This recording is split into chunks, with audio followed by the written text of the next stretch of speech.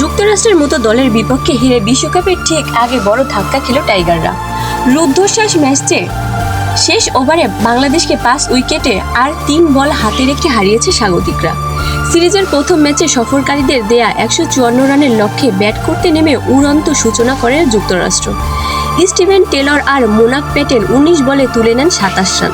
শরীফুল ইসলামের বলে Taylor shot খেললে হাতে লেগে নন স্ট্রাইকের স্টাম্প ভেঙে যায়।